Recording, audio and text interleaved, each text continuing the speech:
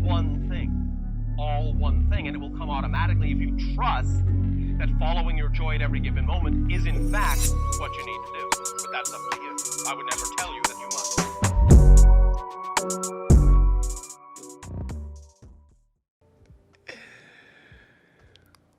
Wow.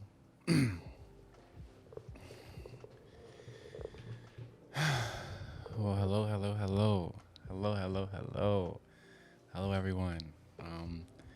I am Skyra of Earth, and this is my podcast, the podcast of Earth.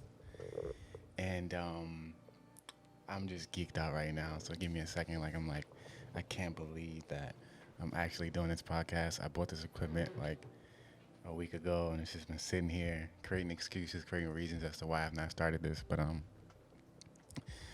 here now, and this is the first episode of this podcast. So briefly, this podcast, entitled The Podcast of Earth, is the podcast of Earth. So, and I won't go too deep in it right now. Maybe I feel like I'll finish at the end with that. But it is me being an aware being on this planet, aware of who I am and why I'm here, and creating a podcast wanting to talk to other people who understand why they're here and what they're doing here, and that they're on this planet, this plane, just vibing, existing, creating, doing, and I want to talk to you, So those will be the people who I bring on.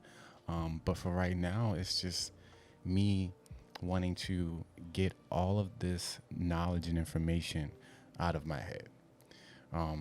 I had a series called Light Given prior to this, where I would speak on camera and talk about spiritual concepts and just all things spirituality, I guess, trying to share. And I have a friend, Kyle, who tells me to write all the time, and it is a bad habit that I do not write, but I write sometimes, Kyle. But I feel like this mode of expression, I feel like this will be the easiest way for me to get this ancient shit out of my head, and on a platform where, people can also dive into it, talk to me about it. But before I even go into the depth of who I am today, I kind of want to give you my story. I want to give you my story so you know what you're listening to. Why are you listening to this person? What benefit would you have from hearing my voice, a couple times a week? I don't know. But maybe if I share my story and who I am, it'll resonate with you. It'll relate.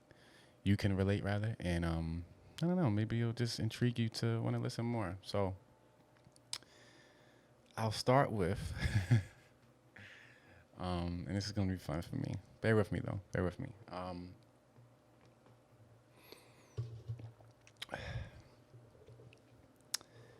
So the name I was born with, it is not Skyra. It is Akeem. And later on in life, I found out that Akeem is Arabic for wise one, or the wise one. All right, but starting out, bro, I was a regular nigga like everybody else. You know what I mean? Living in Baltimore, grew up in Baltimore, East Side, Bella Road and Erman, Harford Road. My niggas know what it is. I grew up in Baltimore, like I said, like everybody else, getting into regular nigga shit, being a regular nigga, not being aware of who I am, not being aware of my conscious, not being aware of the actions that I'm actually taking, not even aware of the words that I'm saying, just not aware of anything, and just living, existing, I guess, and going with the flow of life. And one day, I took some psychedelic mushrooms. Yay. Man. So you gotta think, man. Remember, I'm a regular ass nigga. Regular ass nigga in Baltimore, you feel me? The only substances I know is weed, alcohol, and pills and shit. Never tried it, but this mushroom thing intrigued me, so I decided to do it. And long story short, because again, I'm going to go into like way longer stories of all of this stuff, but I'm giving you the abridged version right now. I take the mushrooms and I realize that who I was prior to taking the mushrooms was not who I am. And I remember looking at my computer screen, and the shit was like, it looked like when you put on like 3D glasses and shit, and you just, and the shit is like unbalanced and shit. It looks like there's like a little green and a little red and blue. That's how my screen looked. And I just remember getting a friend's number the day before, and I even put her name out there because I don't think she minds. Her name is Alasia, and just wanting to get her number, wanting to rap with her. But you know, normally when you do stuff like that, um, you don't normally like call the person the next day. You know, being a regular nigga. You know what I mean? You know, you wait about 3-4 days. You know what I'm saying? Just a little, you know, I ain't pressed. You know what I mean? But I want to talk, but I ain't, you know. But I skipped that whole egoic moment, and I called her like that same night, and she was like, "Wait, is this Akeem?" And I'm like, "Yeah, yeah, yeah. I just wanted to chat, da da da da." And I told her I was on mushrooms, and she was really intrigued by that, and we had a really great and long conversation. But that was important though because sorry, guys, I'm a little thirsty. That was important because I think that one of the most important things of being a black male on the awakening path is mending your relationship with mending your relationships with women, um, altering your perspective of women, altering how you see women. It's really important because if you don't do that, it's a vicious it's a vicious loop that you'll enter in. You'll you'll think you're all good. You're on your spiritual path. I love everyone, but when it's time to get in that relationship and it's time for you to honor someone's words or honor their actions or be considerate of who they are in that moment, it's like that person has gone out the door, and you don't have that patience. So anyway, circling back, um, do the pod. I'm sorry, do the mushrooms, do the psychedelics, and I remember telling my friends I'll never be the same. I would never be the same. We went out for New Year's that day. It was actually New Year's Eve. I didn't drink, and I just kind of stayed to myself. Now, moving on from that, I continued to do more psychedelics, and I got deeper into that realm. Um, and what that did for me was it showed me again who I was beyond Akeem, and I had to make a decision. Before that, I wanted to be a psychologist. I wanted to be a football player. You know, I was throwing parties around Baltimore. All kinds of things I had on my plate that I felt that was potential for me to go on and be something in life, right? But I knew that my life wouldn't be my life if I didn't stop what I was doing and completely convert and give my existence to source. I knew that from doing those psychedelics and a few moments after that, my life was not my life. And I needed to do what I had to do to gain the knowledge that I had to gain so I can then give this knowledge back. And so that's how I started my life. So I went from, you know, living in a city, you know, being a regular nigga, doing regular nigga shit, having regular nigga goals, to working with source and being open to whatever source needed me to do, wherever source needed me to go, whoever source needed me to talk to. That's what I was doing. And I just hope that source would pay me in the process. Slide a nigga some bread, bro. Like, but so, and of course I'm taken care of along the way. But so I get to a point where I realize, okay, like with this task, this job, I probably should get the hell out of Baltimore. I felt that Baltimore was getting too small for me. I felt like, and when I say about small, my thoughts, my consciousness, what I wanted to touch and feel, the experiences I wanted to have, I couldn't have it there. And so I vowed to move to California.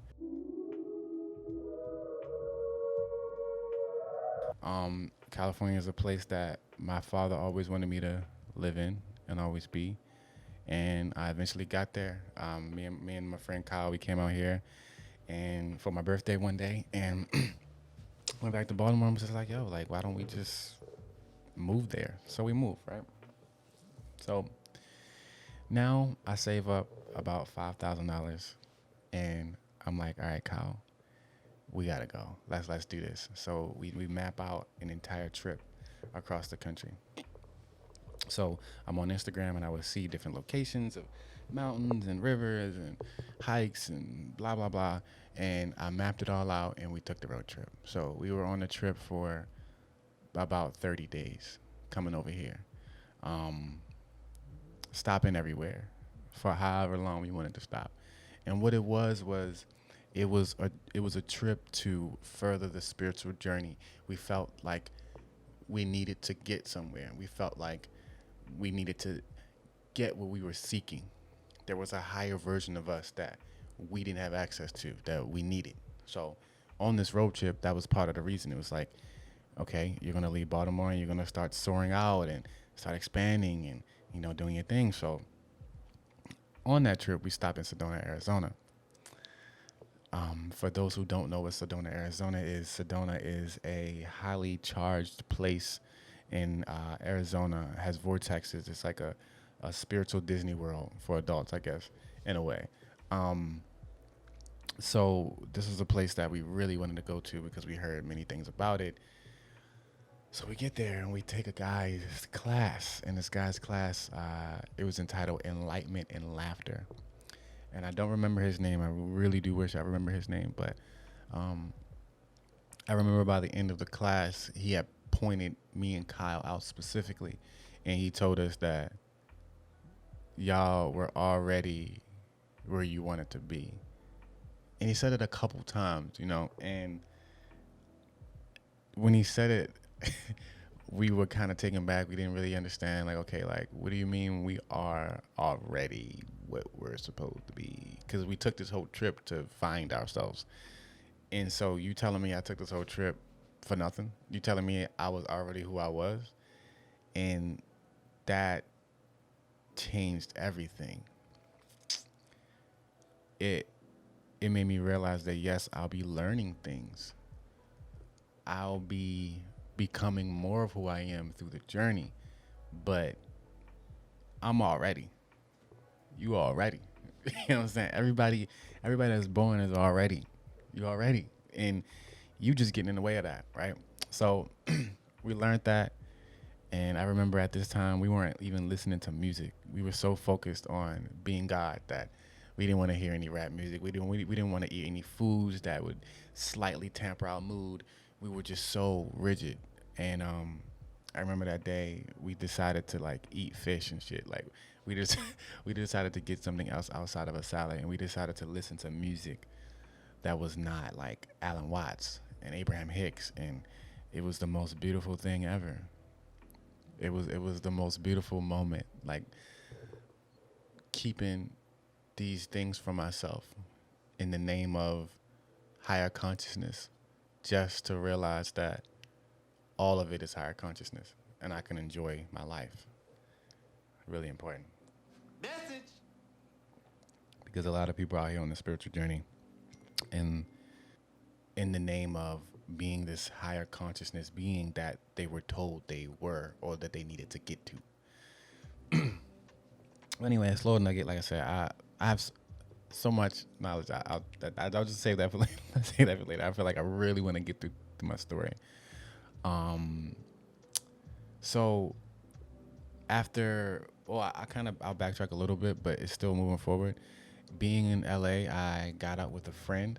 I wanted to buy mushrooms on one trip. That trip that I told you about when me and Kyle came out here prior to moving, we wanted to get mushrooms, and the person we were supposed to grab it from, they were on like this like music video set. And I remember like, I remember saying in that moment to Kyle, I was like, yo, like this is some real LA shit. Like we came out here to get some goddamn mushrooms, and the person we trying to get it from is on a damn music video set. So she reached out to her friend and she's like, all right, I have somebody else that could like get it to you. Do you mind meeting her? And I'm like, it's whatever. Like, we just trying to get it. So we meet this beautiful person at Whole Foods. And, at this time, I didn't know a lot about alignment. So, but I feel like I learned that day because when I met this person at Whole Foods, she literally knew all the stuff that I had learned. Now, mind you, I didn't have any. I didn't have any friends. So, well, I had friends, but not friends in spirit, not friends in consciousness. I would hop on Facebook groups when I started. After I did those shrooms, I became more aware. I would hop on Facebook groups and become friends with like older white women, older random ass people on Facebook because they were the only people who I felt I could talk to about spirituality. Now this was 2014, 2015. Um, so meeting this another older person, it was like typical, but also this person was brown. So I'm like, okay, this is great. And fast forward, this person ended up becoming an advisor for me, a spiritual advisor, someone who saw me as this guy from Baltimore who didn't know much but had it in him. And she took me under her wing. She took me under her wing and she taught me everything that she knew, holding back things that I wasn't ready for and giving me everything I needed in that moment. And now that person has become my friend.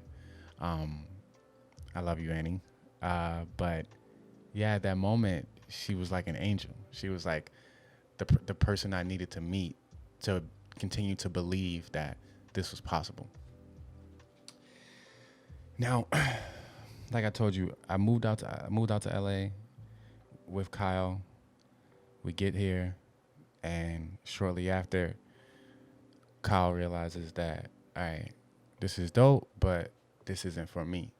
So we take this whole journey, we take the trip, and he basically, after about 2 months, goes back home. And that was the best decision that he could have done because I'll drop maybe his at name in the comments here or whatever. But yeah, Kyle is that guy, and I'm glad that he came back because he needed to be who he needed to be.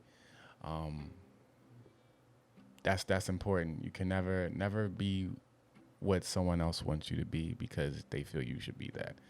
And in that moment, I thought that me and Kyle was, I guess in a sense, one and the same, and that our journeys were intertwined, but intertwined to a certain extent.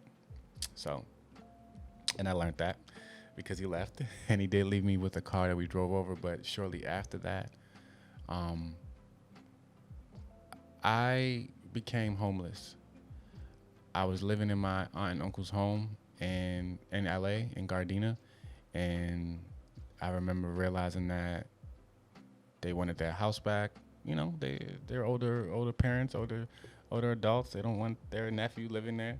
I get it. So I told them I had a place to stay, and I actually didn't. And so I became homeless in LA. Now I'm confused because I just went on this journey.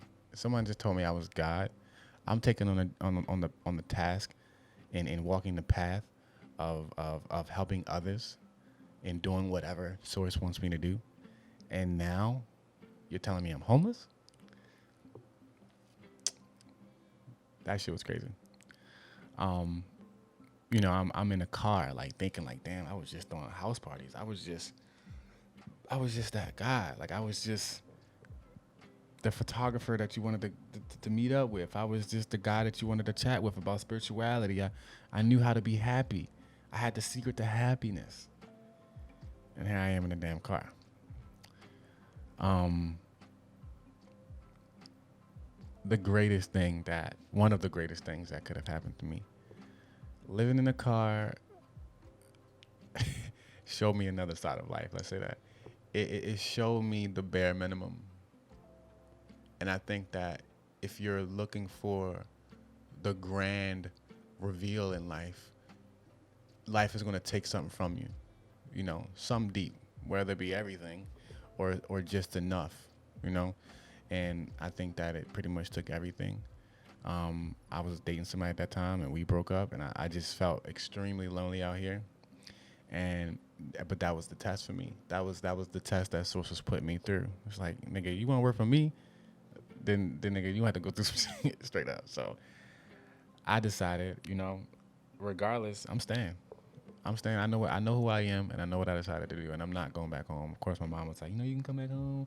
You know, my dad is like, well, actually, my dad didn't try to convince me much, but my mom was definitely like sliding that nugget of of warmth in there. But nah, I just didn't take it, man, because it's not who I am. It wasn't what I needed. It wasn't what I was supposed to do. That was a cop out. That's what I saw going home and resting up in that nice little warm house off the streets and off the car or out of the car. It was a cop out. And I stayed and I worked on my reality. I worked on seeing that white Camry, what was it, 2012 or whatever the hell, 2008, I don't even know. Looking at that white Camry and seeing it as a Tesla. I'm riding that motherfucker around LA like, look at my Tesla, nigga. You know what I'm saying? And slowly but surely things started to turn up. And I went on many adventures out here in LA. Many adventures in the name of consciousness. Many adventures because I knew that it was a seed to get me somewhere. I did things because I knew that it would evolve me. And if I'm evolved, then I can help others evolve. And I guess that's kind of like the gist of it. I feel like I want to wrap that story up there because I have an entire interview that I can link here where someone interviewed me, so I went a little deeper into that story. But I think that the moral that I want to give you from that story is you can be whatever you want to be, literally. Now, I'm not saying in Baltimore I grew up in the projects and, you know, my mother was on welfare and we never had food on the table. I'm definitely not claiming that. I am saying, though, that I grew up in Baltimore. My mom was living check to check. And it was nothing for me to go outside and see fiends and crack needles on the ground. You know what I mean? It was nothing for me to go outside and see blood running down the sidewalk. But my mom did her best to keep me out of that. But nonetheless, my environment was my environment. And it was up to me to change that shit. And I didn't want to just change it a little bit. You know, I didn't want to just be a little better. Like, I flipped this bitch. You know what I mean? I became what they didn't want me to become. I studied consciousness, Alan Watts, Abraham Hicks, Muji, all of the speakers and authors you can name for hours, weeks, months. I'm homeless in the car doing mushrooms and just looking at videos. And it's like going that hard, like anything. If you want to be a football player, you got to practice. If you want to be nice at dumping trash, maybe you should practice dumping trash.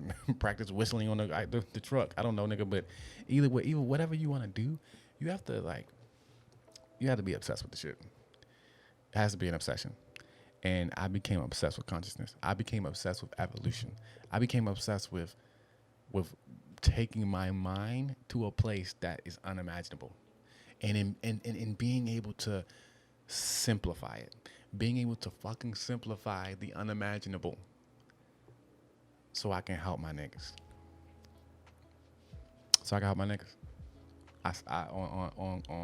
On everything. Because I'm coming from a place where this information is not valued, but could be the most valuable. We're not talking about sitting in mountains and meditating for weeks. We're not talking about going to temples and becoming a guru. We're just talking about being aware of who you are and the actions that you take every day. That's a simple manner, but it's a complicated process. And so I guess that's kind of also circling back why I have this podcast. I got the podcast because I want to help my niggas. And that's funny. I had a whole mission statement. I had a whole mission statement.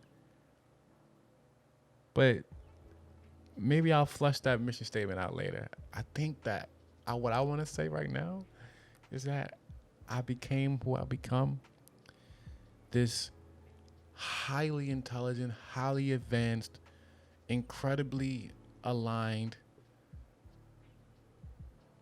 being so I can help my niggas. So I can reach back while reaching forward. And I'm here to extract the truth.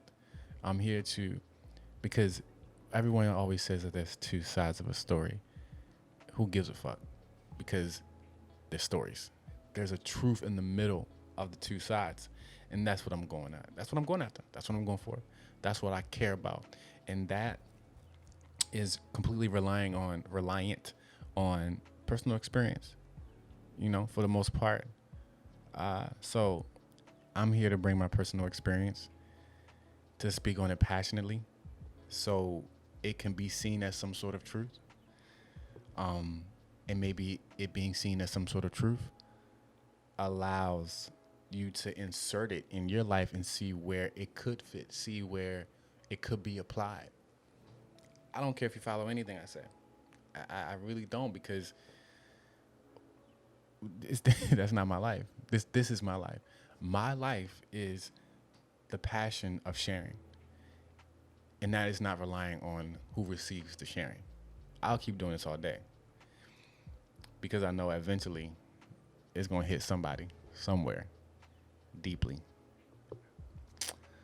And I think that's it. ofEarth, just to give more insight on the title, because I did say I was going to do that earlier. ofEarth is a simple and subtle reminder that you are of Earth. And if we all remembered that we're of Earth, we would realize there's no difference between us. All visible differences are subjective. There's a core sameness. There's a core sameness that runs through all of us. And that is intertwined with the phrase of Earth. I feel like sometimes I try to explain of Earth in a complicated way. It never works, because it's not complicated. You are of Earth. I am of Earth. We are both of Earth. We are both one and the same. Let's share. I don't know why, but it seems like, I don't know if some niggas think they from Mars or Jupiter or some shit, and they rapping Mars sets and Jupiter sets and gangs and shit. I don't know. But we find external reasons to divide and separate ourselves up within this game, and I guess that's source in general. But it could be beneficial to have a sense of oneness here while maintaining individuality. And maybe that's what ofEarth is. It is the understanding of oneness while appreciating the different perspectives.